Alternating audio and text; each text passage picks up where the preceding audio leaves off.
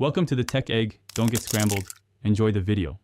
You start by reducing dust and oils because tiny particles ruin adhesion.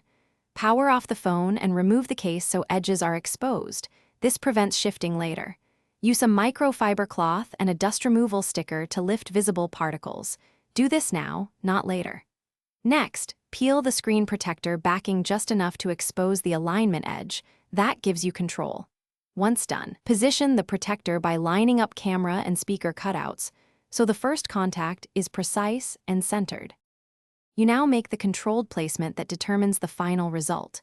Create a hinge by taping one side or hold the protector at two opposite corners. This prevents rotation.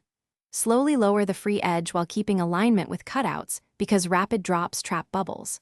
Once the protector touches glass, apply gentle pressure from center outward with a soft card to push air and activate adhesive. Make sure to go slowly. Adhesive sets unevenly if you rush, which leads to gaps along edges.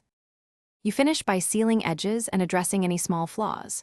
If you see a speck, gently lift the nearest corner just enough to access the particle. Use tape to pick it off, then realign and press down.